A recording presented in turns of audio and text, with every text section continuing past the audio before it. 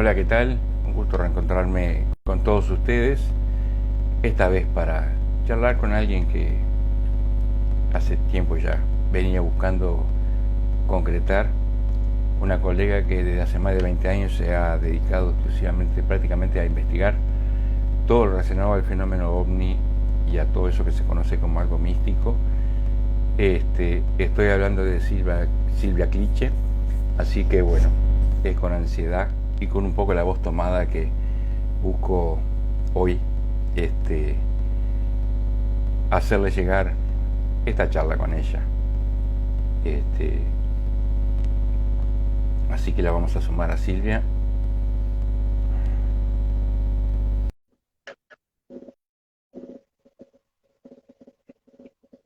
Vamos a dar unos segundos.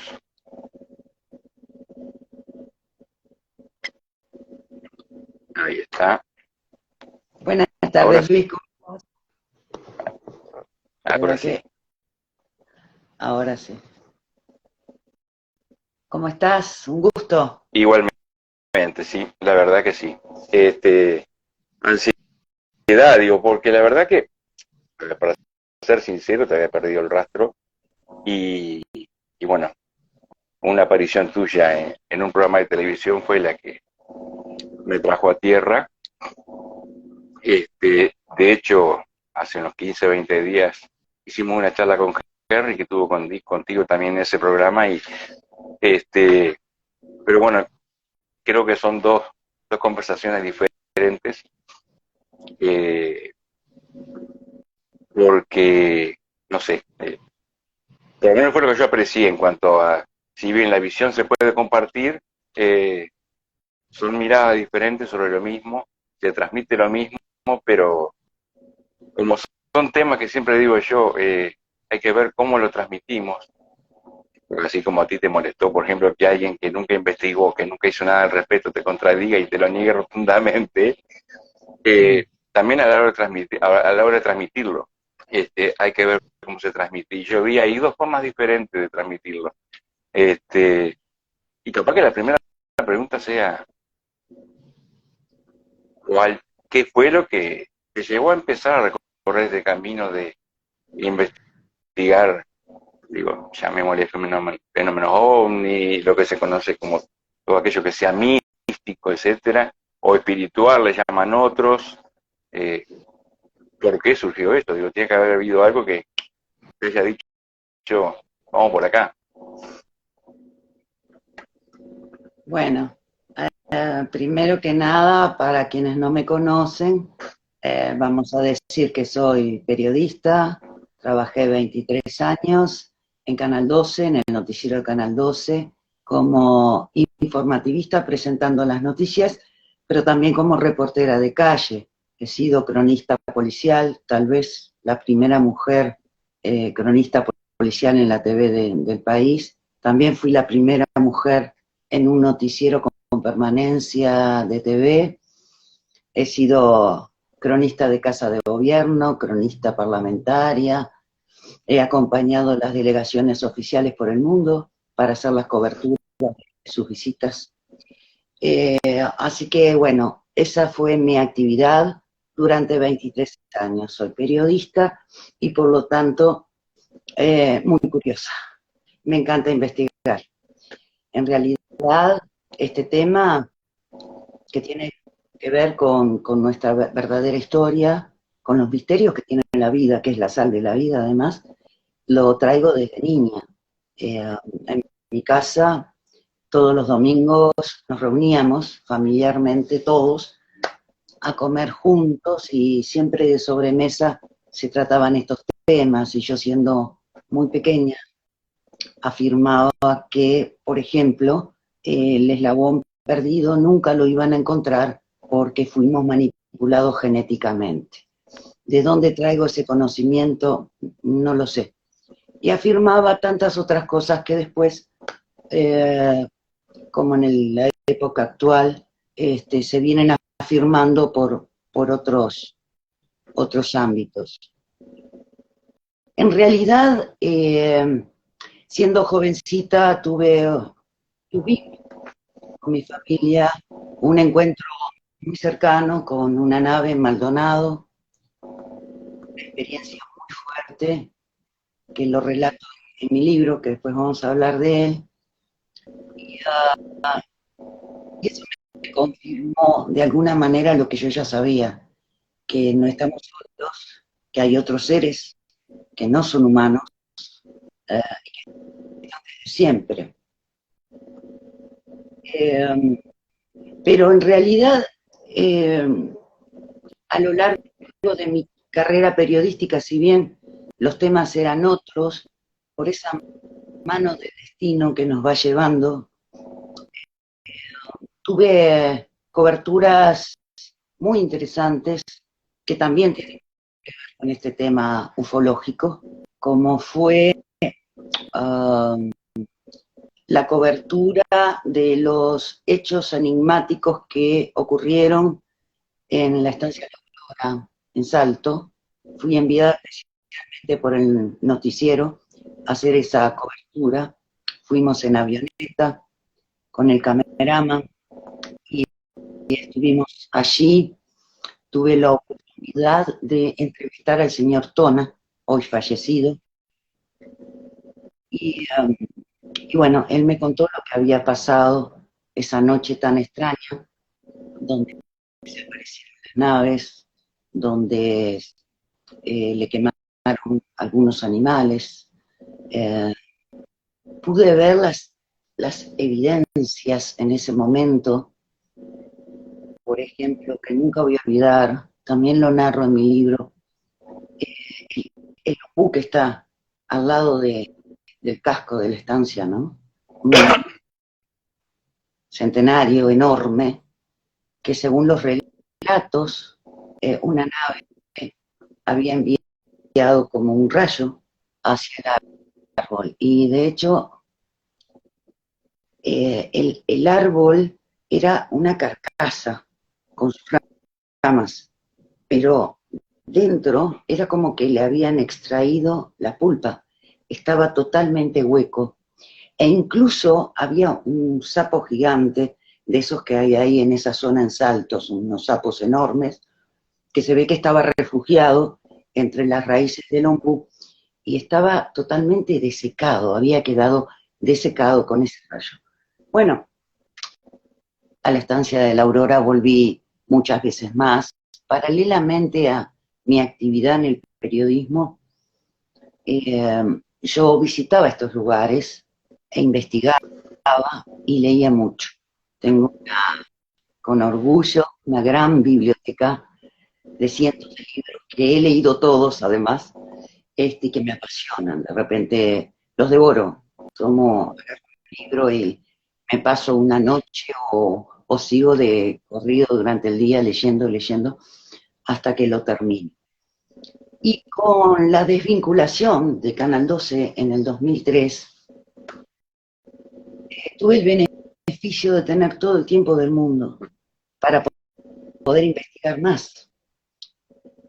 Entonces, fui a esos lugares que ya conocía a través de la lectura, por sus misterios, porque son lugares que tienen su incógnita, huellas ancestrales. Yo siempre digo que para conocer nuestro presente e incluso nuestro futuro hay que mirar hacia el pasado, porque en el pasado están todas las respuestas.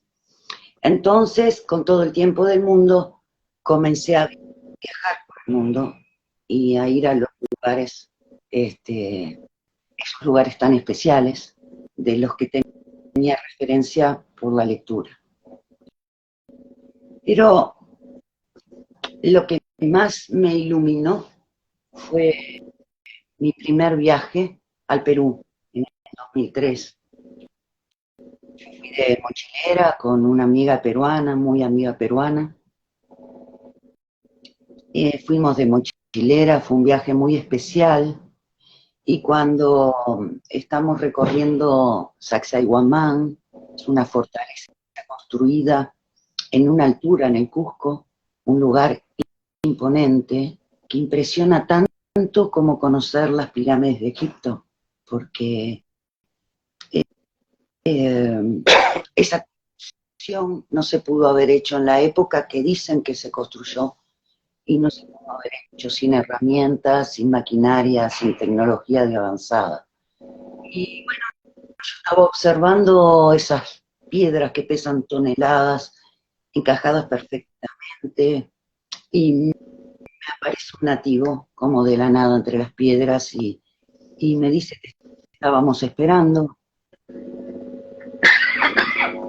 Pertenezco a una hermandad secreta que custodia un conocimiento muy antiguo y que debo trasladarte para que tú lo difundas. Esto fue en el año 2003. Yo he estado en Perú en esa época, en lugares donde no había llegado nunca un uruguayo, e incluso me entrevistaban en la radio por ser uruguaya, porque el uruguayo no viajaba al Perú en esa época. De hecho, no había ni siquiera paquetes turísticos en las agencias. No había vuelos directos. Para viajar a Perú en el 2003 tuvimos que ir a Buenos Aires, quedarnos una noche y después tomarnos un avión de Aerocontinente, que es una compañía peruana que ya no existe más, para llegar al Perú. Nunca había pisado esa tierra y este nativo que aparece de la nada y así como apareció de la nada, después desapareció, me dice que me estaban esperando. Y ahí me transmite un montón de información. Y El tren transamericano te llevaba, antes de esa época, te llevaba hasta allí. ¿Lo qué? El tren transamericano te llevaba, se podía tomar en Mendoza y pasaba por Arica y te dejaba allí en Cusco prácticamente cerca. Sí, puede ser, no, en el momento no se nos ocurrió. Lo más Es que yo lo práctico. viste por eso, era un pasaje que te duraba un mes, Ajá, era económico y valía por un mes. Entonces, yo en la oportunidad que fui por esa zona, utilicé ese medio, el tren. está bien. Bueno, entonces como te decía, entre las cosas que este indígena me dice, es que hay todas unas construcciones subterráneas por debajo de la cordillera de los Andes. Una de las puertas está allí en esa zona de Sacsayhuamán. Y me habla de un montón de otras cosas, de secretos ancestrales, que después de ese encuentro, esa noche en el hotel, me quedó dando vuelta tanta información y tantas casualidades, ¿por qué me iban a estar esperando? Yo nunca había pisado Perú, no sé. Aparte me habló de mi vida, de mi pasado, de mi presente, de cosas que solamente yo sé, y él me las decía con una fluidez. Fue impresionante. Entonces ahí comencé a ir a la mañana a las librerías y me compré cuánto libro acerca de la historia de esa cultura, de la historia de esa tierra. Y, y bueno, y empecé a aprender sobre inclusive los registros de los cronistas de la época de la conquista que han dicho muchas cosas que la historia lo ha pasado por alto. Eh, Creo que ese fue como el puntapié inicial y a partir de ahí más de 50 viajes al Perú, más de 50 viajes al Cerro Uritorco con Córdoba, viajé por el mundo, eh, siempre eso, ¿no? Esa conexión con esos dioses ancestrales que están desde que la humanidad pisó la tierra, acompañándonos. Ahora Silvia, ¿cómo se encara? Voy a hacer algo similar de lo que hice con Henry, o sea, en base a experiencias propias, trasladarla tipo como pregunta. Eh, Uno puede ir, por ejemplo, como en su momento, tú lo mencionabas, ir a la aurora, a ver si se encontraba con algo, ¿no? Y yo lo separo de otro tipo de lugares, sobre todo lugares que a veces se conoce como energéticos, ¿viste? O algo de eso. Cuando uno va a esos lugares en busca de determinadas experiencias, eh, las mismas se concretan. Pero sin embargo, si voy a un lugar donde supuestamente hay muchos avistamientos, eh, parece que si voy exclusivamente a eso, no se concreta. A mí una vez me dijo un psicólogo, a raíz de mis experiencias, me decía, digo, pero ¿cómo? ¿Y ustedes no miraron? ¿Ustedes no vieron? Y me decía, lo que pasa es que era para vos, no era para nosotros. Así de simple era la explicación de él. Lo que tenés que ver lo vas a ver y lo que no tenés que ver no lo vas a ver. Él me hablaba siempre así. Este, en parte lo comprobé, porque las veces que fui a mirar o a ver aparecer una nave, porque yo ya no hablo, fue todo gradual, ya no hablo de ovnis. El ovni es algo que uno sabe lo que es algo que vuela que no sabe lo que es. Este, Otra cosa es cuando ya hablas de una nave. Y sin embargo, las otras experiencias que tienen que ver con centros de energía o lo que sea, bueno, si uno las va a buscar, sí las encuentra. Este, no sé cómo abordaste, o contaste la experiencia de Maldonado, pero eso fue un clic, pero a posteriori, ¿Cuál es la pregunta? eso, ¿cómo encararse? Son dos cosas diferentes. Si, si bien, por ejemplo, esto puntualmente de Perú, desemboca en la vida fuera de nuestro planeta, pero lo que tiene que ver con lo que se conoce como ovni por un lado y con lo que se conoce como místico por otro, místico, espiritual o como se le llame.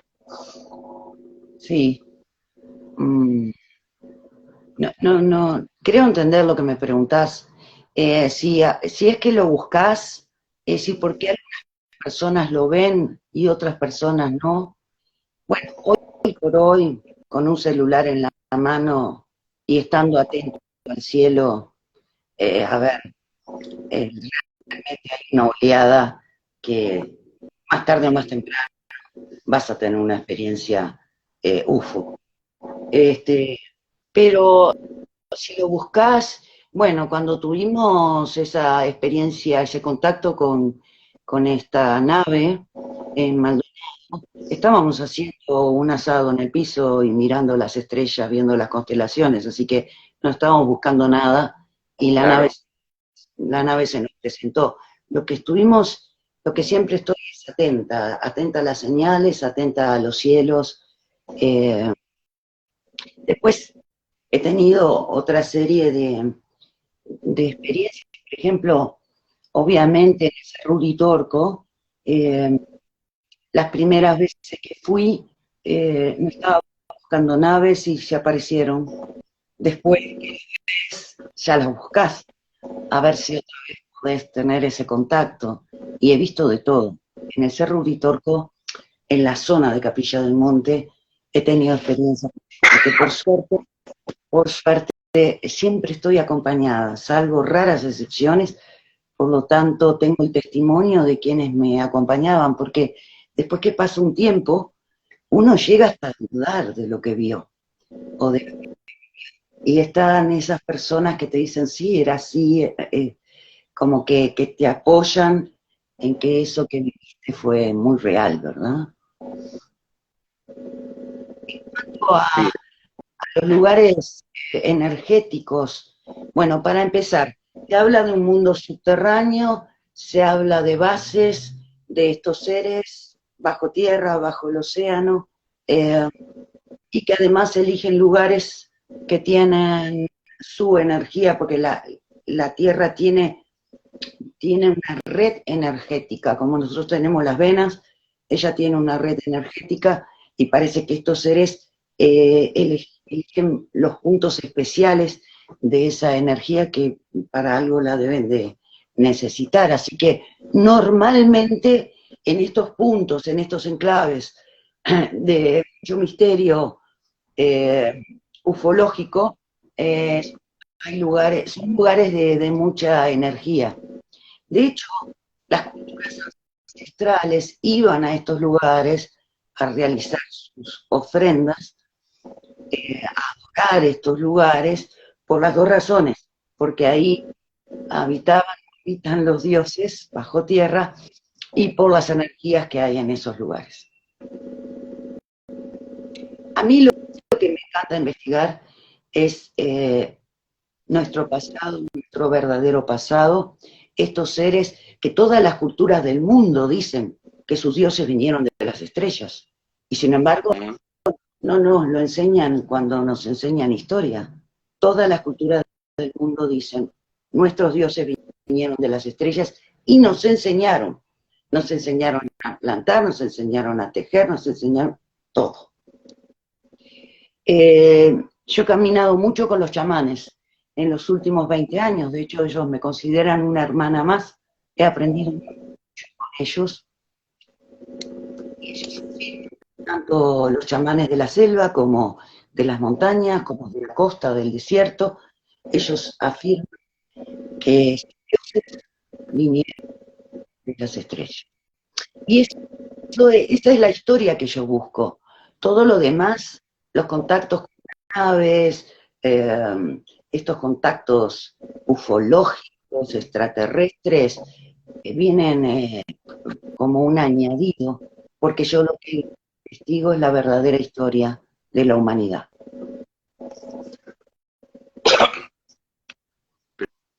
En esa búsqueda de la historia de la humanidad, te encontraste, por ejemplo, y doy un punto de partida ya, digo, con unas momias muy particulares.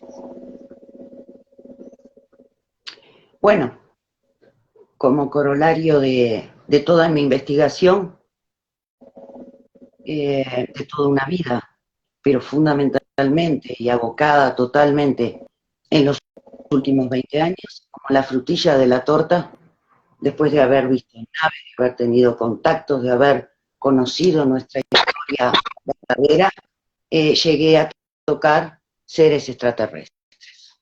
Entonces, después de eso, hay un antes y después de las momias de Nazca. Todo lo que se pueda seguir discutiendo, inclusive con gente que investiga de repente desde un escritorio.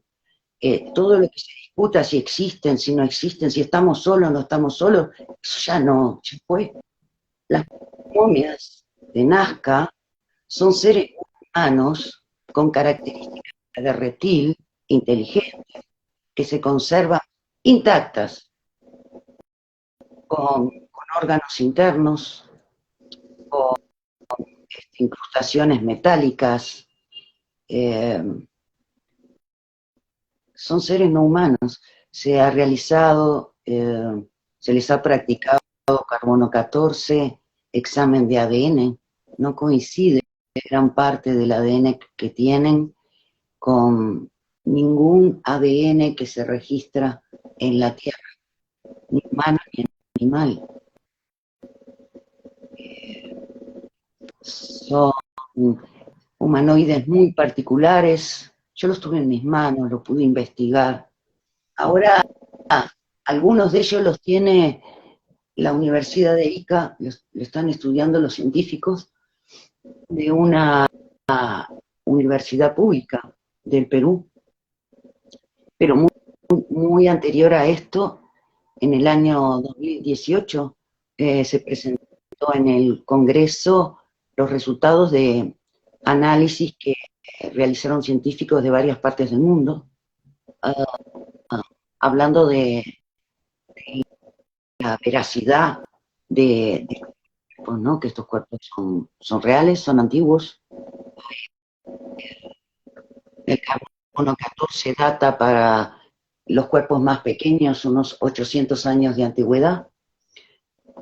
Para el cuerpo más grande, que se llama María, que es con características más humanas, sin serlo,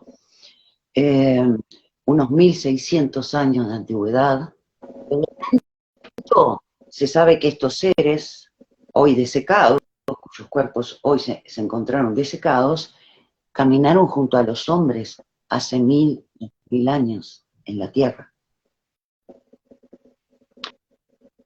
Lamentablemente, acá pasan dos cosas. A nivel oficial, bueno, el tema momias de Nazca Nazca ha sido súper perseguido. Los hombres de negro existen. Jacques Piaget ya hablaba de los hombres de negro en los libros prohibidos. Bueno, esos hombres de negro han tratado de hacer desaparecer estas momias. Han ido oficialmente a exigir a la Universidad de Ica que las entregue.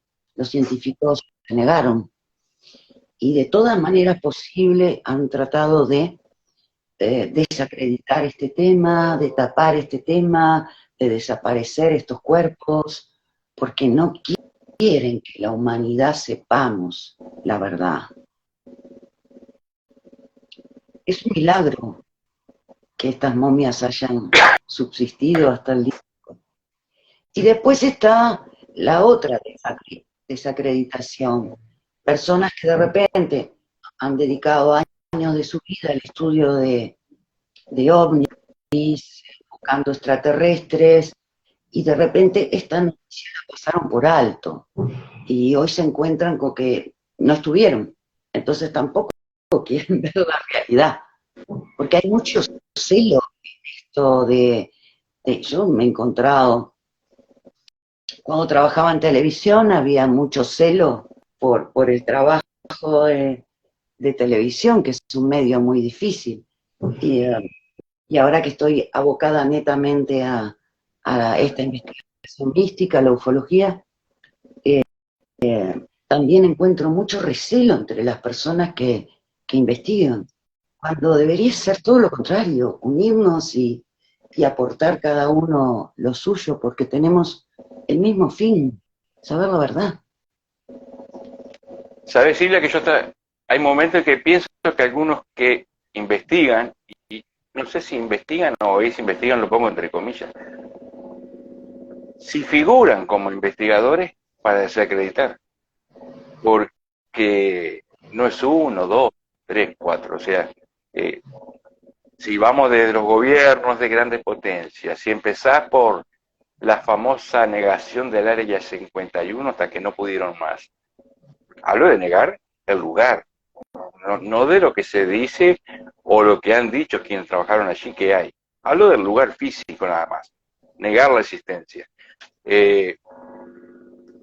Lo mismo sobre las momias de Nazca, o sea, tenés quienes te dicen que lo estudiaron y que está armada con huesitos humanos de a pedacitos, que poco menos que lo hicimos nosotros en nuestra casa, viste, las momias y las armamos. Bueno, ahora se están dando de frente contra una pared, porque en los últimos tiempos microcirujanos peruanos han analizado las momias, porque se siguen estudiando en la Universidad de Ica, y dicen que no hay unión posible, que los cuerpos son totalmente reales.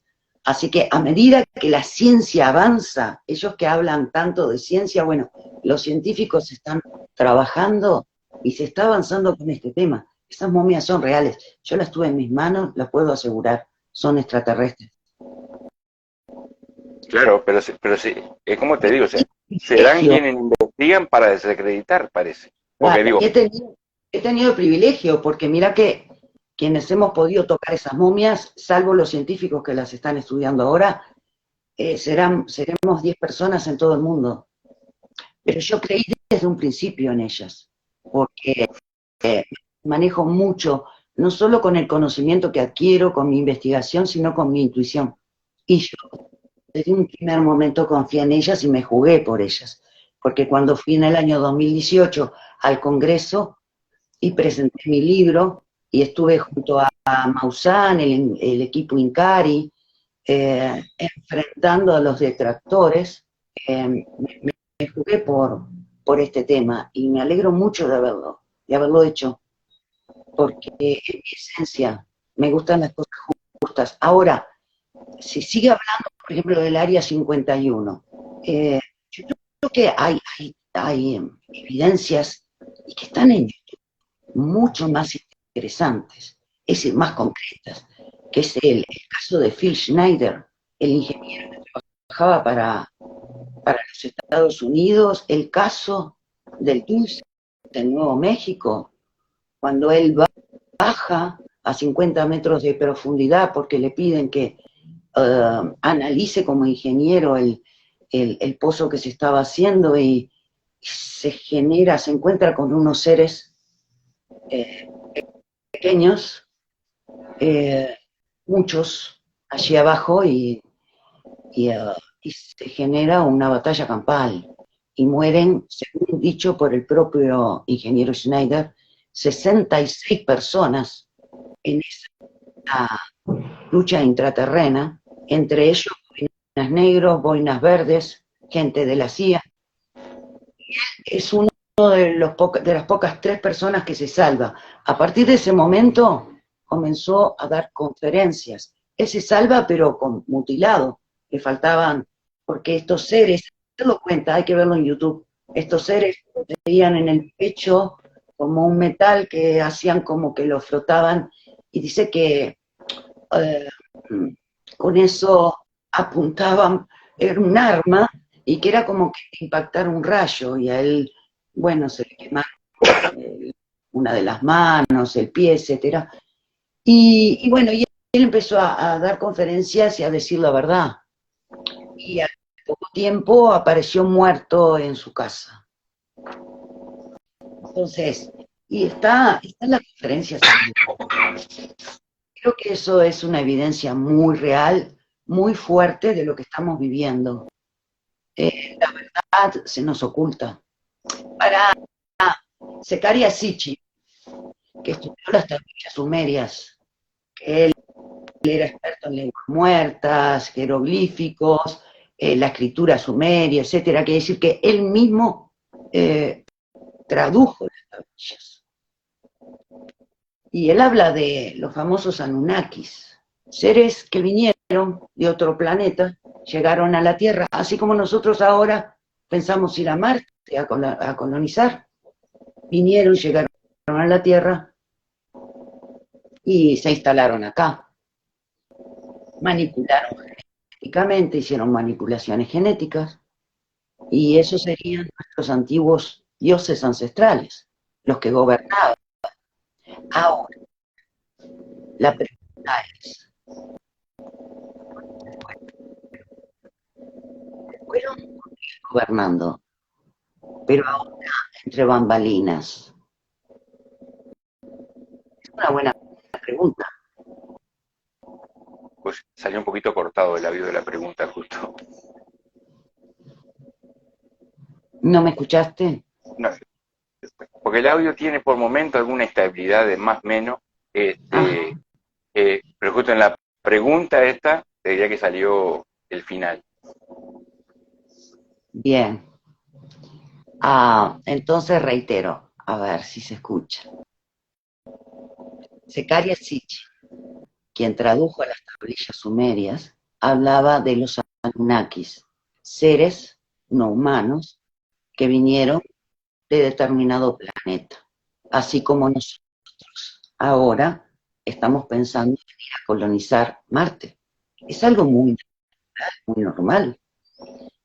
Llegaron hace mucho tiempo atrás a nuestra Tierra, hicieron manipulaciones genéticas y gobernaron a los humanos, esos dioses, porque los humanos, a lo que ellos eran muy superiores tecnológicamente, etcétera, los consideraban dioses. Y esos dioses gobernaron a los humanos durante mucho tiempo. Pero la pregunta que me hago es, ¿cuándo se fueron? ¿O será que ahora siguen gobernando a la humanidad, pero en las sombras, en lugar de hacerlo directamente como lo hacían en un principio? Es que la manipulación te lleva a pensar eso, ¿no?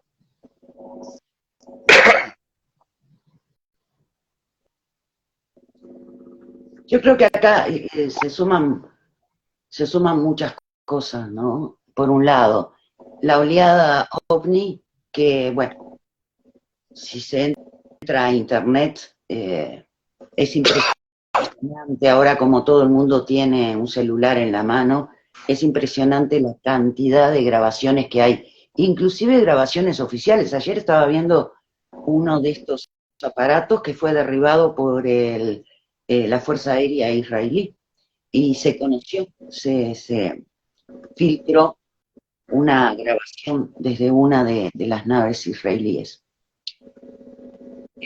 Así que hay videos oficiales, videos de gente común que se topa con estos fenómenos y lo filma.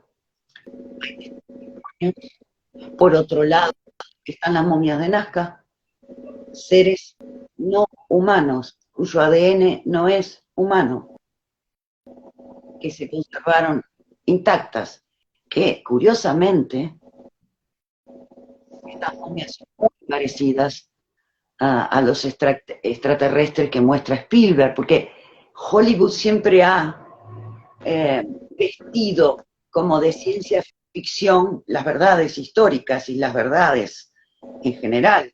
Entonces, son muy parecidos a E.T., en caso oculares grandes, ojos grandes, cabezas alargadas, largos brazos. En el caso de las momias, estas momias halladas en Nazca tienen 3 dedos en manos y pie, largos dedos, tienen más falanges que nosotros, tienen huellas digitales, en manos y pies, y eso sí, que no puede fabricarlo nadie. De hecho, las huellas digitales son diferentes a las nuestras, porque son lineales.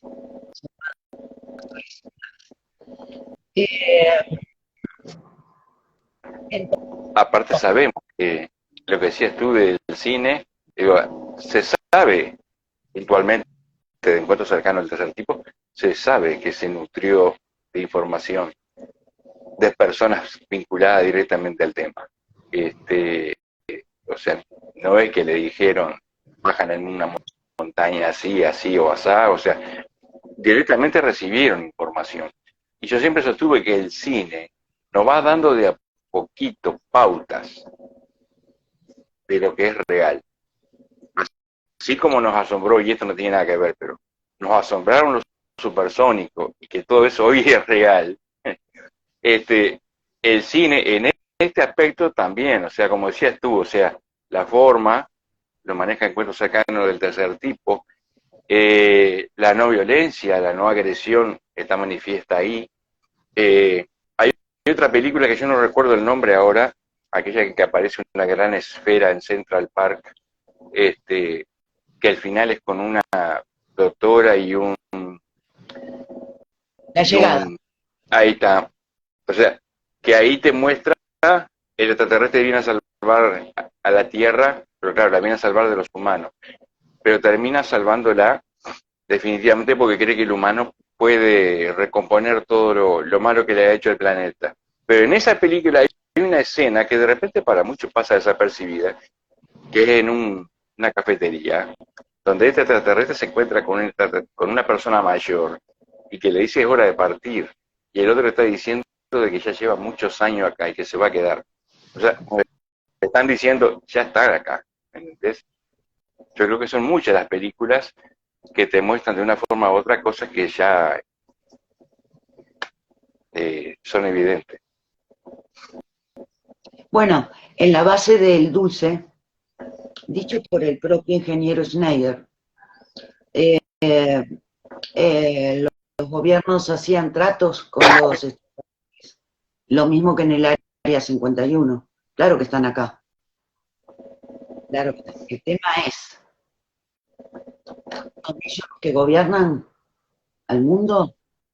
Esa es la gran pregunta. ¿Son buenos?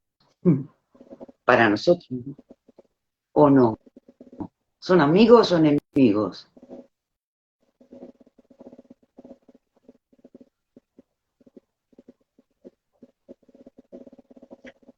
No me imagino una agresividad a priori, digo, partiendo de la base de que la tecnología que deben tener, si nos quisieran hacer puré, sería, sería un chasquido. Claro. Bueno, es que sí. Por eso me inclino a que vienen a convivir. Bueno, suponiendo que no gobiernen, somos más útiles como esclavos que muertos. ¿O no? No. Todo depende de la óptica con que se vea. Te tiro otra palabra, mágica. Pachacuti. Traducime eso. Pachacuti es el título de mi nombre. Ay, perdón, de mi libro. Pachacuti. Pachacuti, ya es momento que nazca la verdad. Es un libro cuya primera edición fue en el 2018. Ya lleva tres ediciones, está agotado en estos momentos. Ya estoy pensando en una nueva edición. Pachacuti es una palabra quechua. Pacha, tierra; cuti, transformación, cambio. Pachacuti es una antigua profecía de los incas. Esa profecía la mantuvieron viva los queros. Los queros, un pueblo descendiente directo de los incas, que cuando llegó la invasión europea, la colonización, ellos escaparon a las montañas a más de 4.000 metros de altura y allí permanecen. Y mantuvieron su sangre inca pura porque solo se casaban entre ellos, no tenían contacto con el exterior hasta hace pocos años, cuando comenzaron a darse a conocer para llevarle información al resto de la humanidad. ¿Por qué? Porque de acuerdo a esta profecía inca, el tiempo de la humanidad se divide en pachacutis. El pachacuti tiene aproximadamente 500 años. Y cuando llega el pachacuti, hay grandes transformaciones en el mundo, grandes transformaciones y cambios para la humanidad. El último Pachacuti fue el de la conquista española.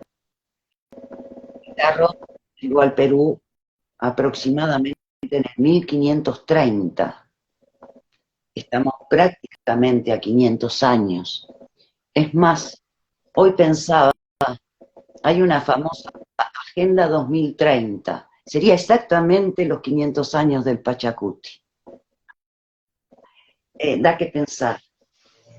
Y bueno, esta transformación, ¿cuáles son los indicios de acuerdo a esta profecía inca que yo estudié? Los indicios para saber que se aproxima o que estamos ya en el Pachacuti. Dice que cuando el águila del norte y el cóndor del sur vuelen juntos, vendrá una gran transformación. Cuando me involucro en el tema de las momias, yo estaba terminando mi libro casualmente. Yo no creo en las casualidades, no hay casualidades. Estaba terminando los últimos capítulos y aparece esta información de las momias. Entonces lo incluyo. En mi libro es el primero a nivel mundial que habla de las momias de Nac. ¿Y qué me doy cuenta cuando me involucro en el tema? Que las personas que estaban luchando porque estas momias no fueran destruidas, que no las desaparecieran como han hecho con todo, que la humanidad pudiera conocerlas, conocer esta realidad. Las personas que estaban luchando por ello eran en su mayoría mexicanos y peruanos. México, el águila del norte, y peruanos estaban y están trabajando juntos, luchando porque se conozca esta gran verdad que cambia la historia de la humanidad. Las momias de Nazca cambian la historia de la humanidad. Es la primera vez que tenemos algo tangible, un ser extraterrestre tangible. Y eso es maravilloso. Sí, lo será. Quedan poquitos días, volver a Capilla del Monte en estos días, ¿no?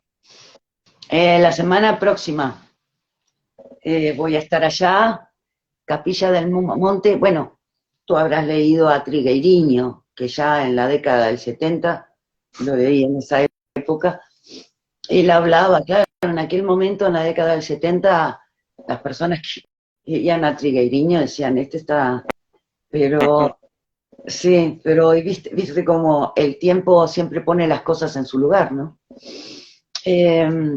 Y Trigueiriño, un gran investigador, pionero, en sus libros, él habla de 3 bases subterráneas que hay en Sudamérica, las más importantes.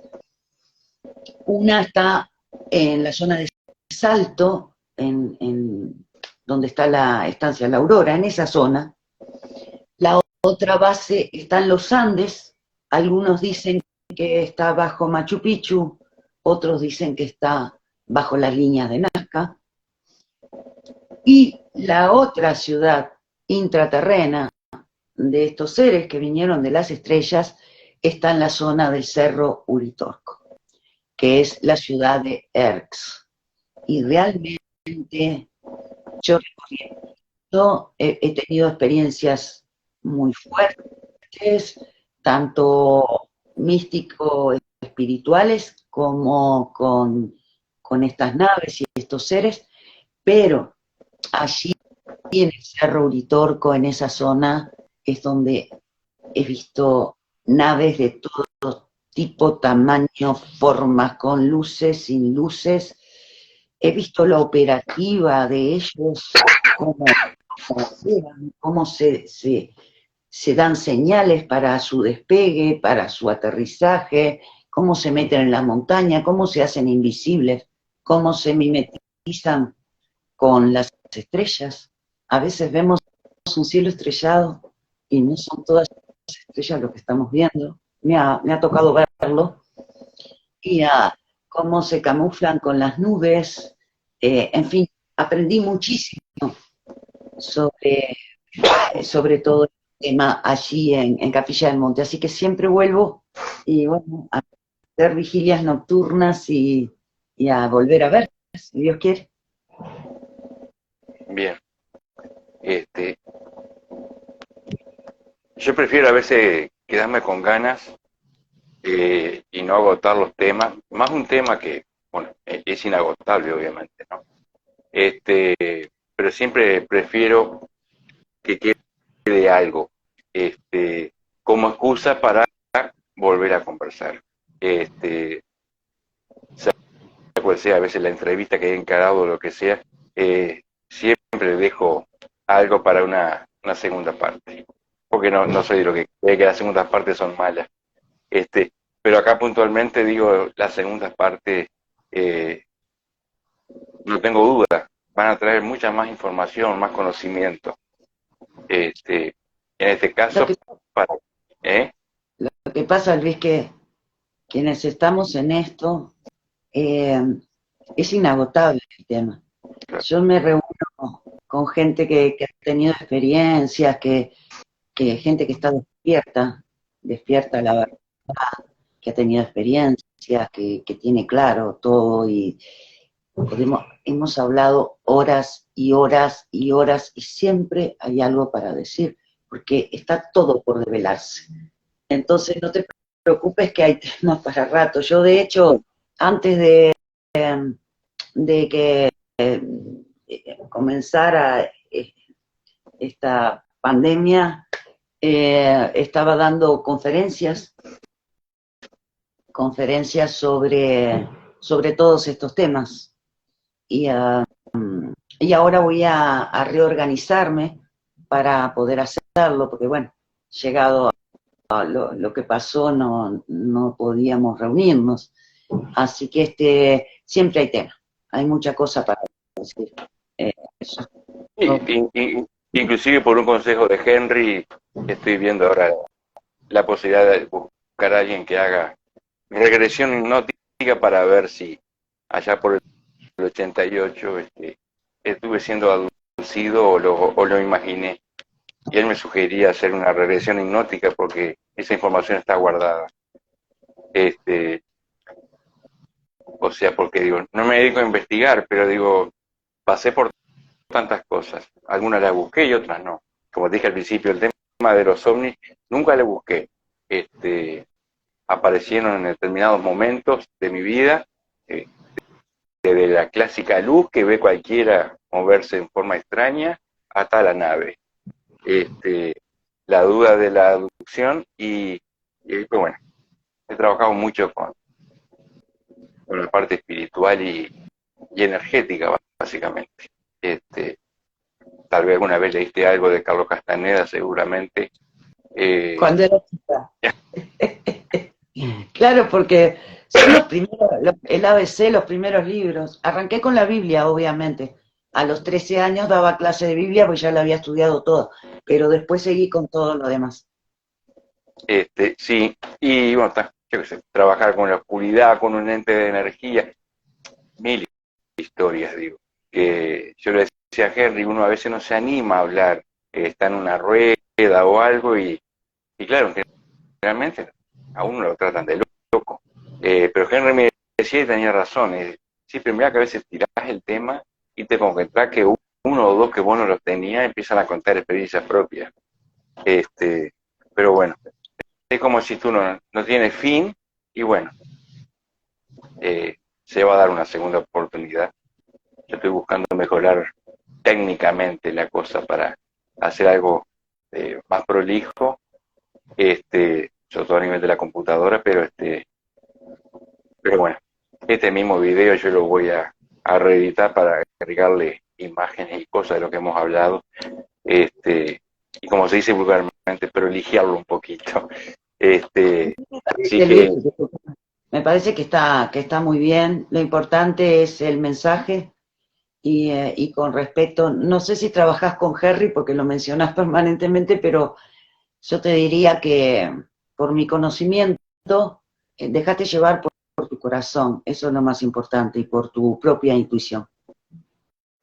no, a ver, lo nombré varias veces, digo, mirá que lo vi cuando te vi a ti en televisión. Sí, porque nos invitaron a los dos por conocer Claro, del tema. y después al primero que ubico es a él, y por eso hice hace 3 semanas, un mes, algo similar a esto con él. Lo nombré simplemente por eso, de hecho después no me he comunicado con él. Eh, lo que pasa es que intentar volver a aquello que pudo haber sido un principio de aducción me interesa saberlo. Claro, está Porque bien. me quedé ahí, porque me quedó eso de por vida. Y bueno, si la información está guardada en algún lugar, que salga. Bien. Pero no soy obsesivo. Ayer hablaba con un amigo en agosto, no creo que fue en agosto, así que estaba con un compañero pescando en la madrugada y yo vi un punto que dije, oh, digo, qué raro, Marte tan clarito. Viste las épocas en que se ven los planetas, o como de repente por febrero, si te levantás antes del amanecer, Mercurio pegado al Sol se ve nítido. Y dije, fue Marte, digo, qué fuerte que se está viendo.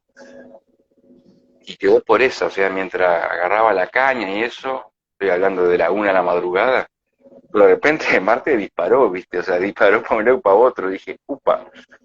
Y un compañero, que había ido hasta el campamento a 40 metros, 30 metros, a buscar combustible, como decimos nosotros, para tener al lado del agua, le digo, fíjate aquel punto rojo, le digo, que yo voy a agarrar la caña y digo, y fíjate si se mueve, por las dudas, digo, está quietito ahí, no se ha movido, porque quería ver si se había movido o yo quería que se moviera, ¿me entiendes? Y en una que yo me agacho y me dice, Luis, me dice, se movió, pero se mueve para arriba y para la derecha, así. Y dije, bueno, está tranquilo, nada novedoso, pero bueno, Marte dejó de ser Marte inmediatamente. La velocidad con la que se mueven es impresionante. Nosotros con mi hijo Ignacio, que varias veces ha ido conmigo porque también le encanta la investigación de este tema, en